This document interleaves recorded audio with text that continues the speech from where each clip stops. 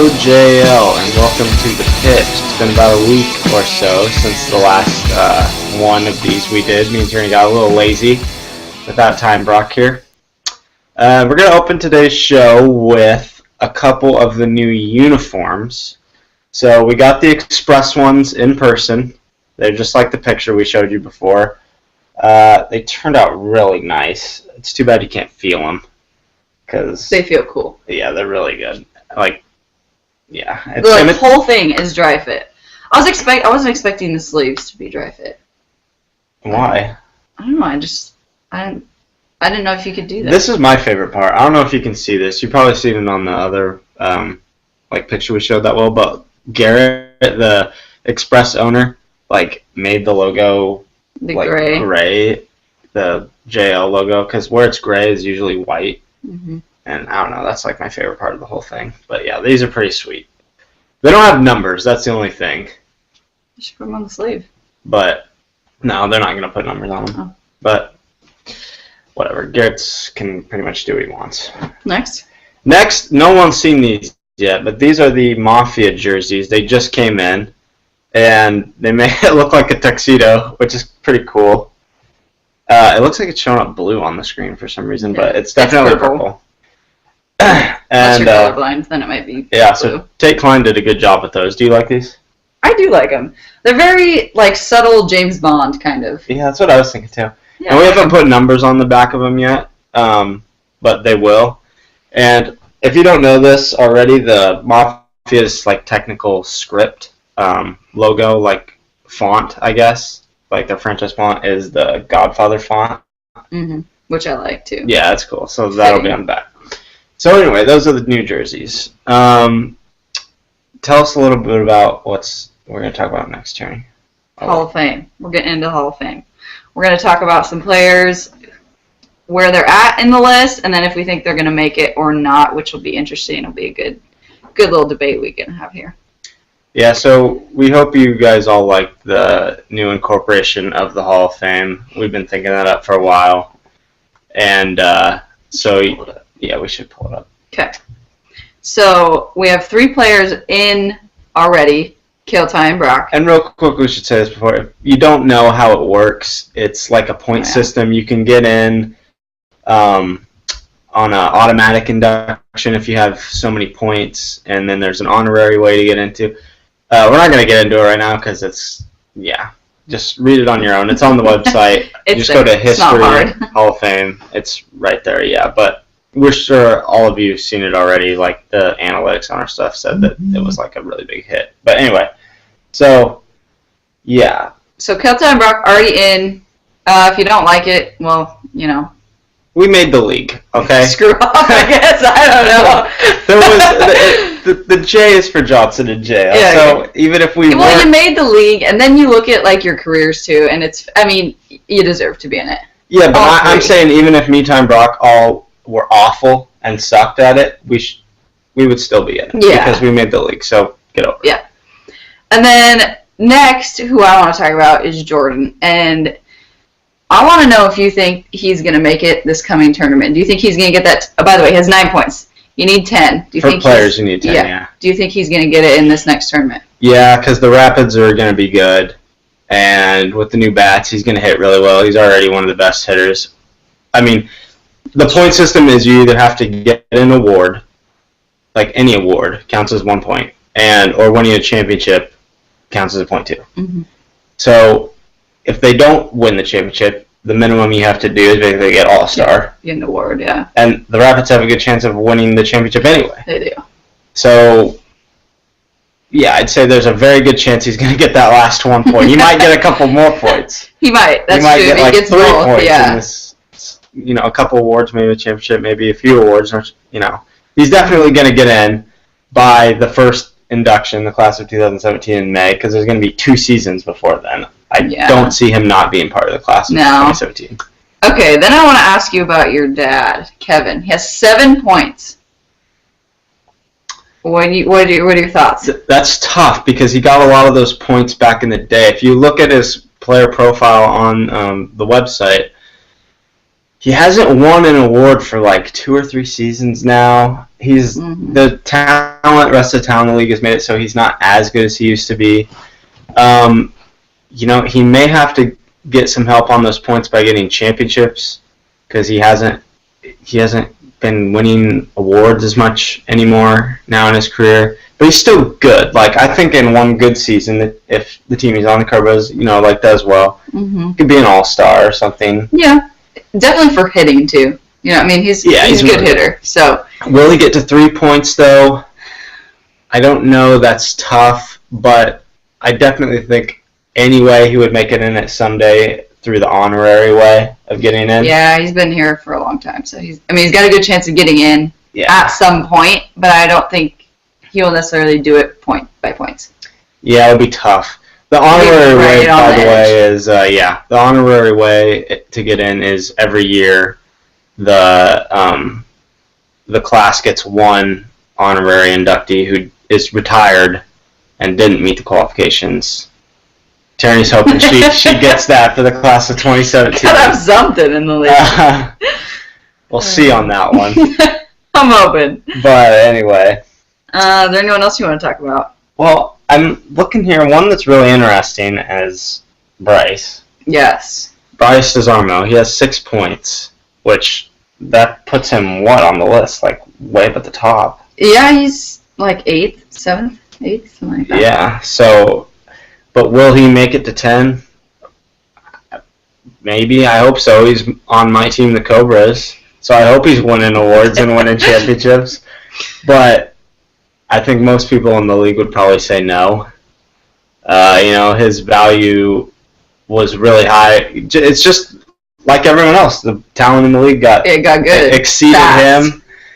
So, I don't know. I know. Do you think he will? I don't. I don't think he's going to get it by points. Unless you guys win and he gets a fielding, because he's pretty good at fielding. Yeah. So unless he gets those 2 within the next 2 tournaments, I'm counting him out. Yeah, it's gonna be, and then it's gonna get harder too now because the seasons are gonna be spread out over time. We're gonna have like 5 seasons in a year. It'll be like 2, so it's gonna take a lot longer anyway. Yeah. So he's got to get him fast now. Yeah. He's gonna get it, I think. And then there's some players who don't have that many points yet, but they're climbing the ladder already, and you can see they're gonna make it eventually, and that would be Brad. Brad has only 2 points right now, but I'm sure he'll make it up there someday. And Adam only has 1. Tyler Hudson has 2. Michael Sullivan. Look at Kyle Godino and Nate Williamson. They've only played 2 seasons. They're already at 5. They're already halfway there. So, yeah. But see, the thing with that is they have 5, and we're gonna have we're switching to the longer seasons. So it's even if they get, because most you could get would be 2 points tournament, right? No, you can get a lot. Because think about Kyle. Kyle in JL12, he won MVP, pitching crown, All-Star, and the championship. He got 4 points. That's right. In one. Okay, but normally you're probably going to average, if you win, 2 to 3. Yeah. You're probably not getting 4 or 5. No, we set the Hall of Fame up so it takes a while. Right, but what I'm saying is that Kyle and Nate probably aren't going to get in until we switch to longer seasons. That's my prediction. Oh, yeah. No, they would have to. Have some you don't think they're going to get in by the class of 2017? Yeah. Yeah, they would have to win. They would have to get 5 points within 2 seasons, which he's done. But I don't foresee it happening again. Yeah, it's hard to win even just 1 point anymore. It's hard to get any awards. Yeah. I have 0. I'm pretty sure. And then there's the management, points too, and you guys all know how this works. You read about it, but some of the people, like Brock, already made it in. He's the only one that's made it as management. He got 3 championships, 3 points. And now with the management award, that's going to be a big one for these guys trying to get in, because it's, championships are hard to come by, but if you can win the management award, it's like the MVP for management. You don't necessarily have to have been the championship team. That would help. Right. But you think, though, there's 8 or 9 owners that have 1 point. So if they win this next tournament and get the award, they're in. Yeah. And that's almost, everyone has at least one. Kevin is the only one with 2, and then there's Brock who's already in. But Kevin's not even a man. He's not part of management anymore. So. Maybe he should take back a team just to get a 3rd point. Maybe he should. But he's one of those ones too that I think in the future would make it an honorary anyway. Yeah, probably. You win 2 championships, you're probably gonna. Probably. Yeah, probably. And with his past career. But I wanted to touch on that award real quick now that we started talking about this and I thought about it, that management award, because this is the first season that we are introducing that. Mm-hmm. And we were talking about before the show, kind of what we, personally would put into the correct, because it's going to be like a vote, basically, between the administration. That's how all the awards go. And I was thinking, we were thinking of who the front runners are for that award, kind of going, because a lot of that award is won right now in the off season, like getting the teams put together and ready. Who would be your front runners? That's a tough one. There's been a couple teams like I said to you earlier, the Bison. James is making some good moves, but I don't know if it's going to be enough to get him that award. Yeah. They haven't proved their worth yet, but he's heading in the right direction. Okay, let me put a scenario here for you. Okay. James does this work with the roster, and they get better, and they're respectable. They make it to the playoffs. That's a stretch, as the bottom seed, and just get smoked, obviously, in the first round, and that's really it. Would you consider him up for the award? I think he might be kind of a low level. You might hear his name, but it's not going to be a serious consideration. Yeah. I think he'll get thrown into the ring, but I don't think he would win it if you just get to the playoffs. I don't think that's quite enough, especially for the Bison. So you don't think you think for you, because all our opinions are going to be different when we go on this, but for you, you got to make the playoffs, so you're not even eligible for this. Yeah. Okay. I think so. Yeah. That's probably how it should be. Yeah, I don't think if you make one good trade and then you don't even make the playoffs, I don't think then you're probably not a very good manager. That's not always the case. Yeah. Sometimes your players just suck, but you could be doing something. I feel like there's room for improvement there. Whereas if you make the playoffs, you're probably doing pretty good. Who else? Who do you think? For me right now, it's probably my mom. And I was telling you this before the show. Yeah. Because, she got Jordan. And, getting rid of Sean, that's a risky thing to do. Anyone else getting rid of that kind of player. But, to pull off bringing in Jordan. And, I just thought she handled the whole situation well. The team's going to be good. As long as the team does well. Yeah, I think she's going to be a real good shot of winning it, my vote. I think you're right. And then the other one we'll toss out here is Tate. Mm-hmm. Tate fought tooth and nail to get Colby, and we are not 100% sure why yet. We know he's a solid player, but that's the thing. We'll see if his efforts were worth. If it pays off, then I think he's got a good shot at it too, because he went after that hard. He was relentless. Oh yeah, this is either going to be a slam dunk or a total. It's all or nothing for Tate.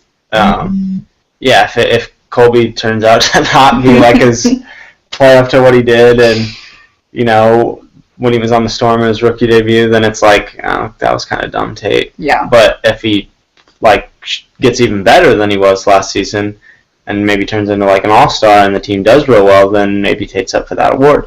The other one I was going to say would be, and this is, kind of cliche now, but Garrett. Yeah. No Brad, lost Tate, two things that he really couldn't manage. That's out of his hand. Right. He couldn't do anything about Tate leaving to go his own team, and can't do anything about Brad not being available for it. Got Sean, pulled in the Marcus Day off. Marcus turns out to be a good rookie. That's going to look really good. Which I think he will be. And if the team does well, we think they should, maybe they win the championship, then all of a sudden it's maybe maybe Garrett should be getting this award. So, it's going to be a tough one. It's going to be interesting to see how our votes put together. Yeah. How they turn out. It's going to be... And then another team who we're going to talk about now that should be in this conversation too, for the management award, possibly because they've done a lot of good things this offseason, is the Fog. Dumb F. What are you... Trying to make an F. looks more like a P. Oh, like the stem and the two, like down, over. Oh, I'm looking at it. I was looking I don't know at if it's this way or this way, but the fog. The fog. Yeah. The fog picked up Aaron Gehring since last time we did a show, and I think Aaron's going to be really good. Now, have I been wrong about players in the past before? Yes, Dustin Hamilton. Lucas Myers a little bit. Yeah, a little bit. But I don't think I'm going to be wrong on this one. I don't think you're wrong either. I've just seen I've seen Aaron play so many sports, whether it's basketball, I've seen him play a little bit of baseball. I played slow pitch with him on a summer team. Yeah. I didn't know. He was outfielder. Oh, he was a monster. Okay, well, there you go. Not that wiffle ball is the same thing, but I think, too, with the new bats, I think he's going to be unstoppable. Oh, just unstoppable. He is probably one of the strongest players. If you guys have never, don't know who Aaron is, look him up on Facebook or something. He's massive. Yeah. He's 6'6", and I don't know, how much do you think he weighs? 220?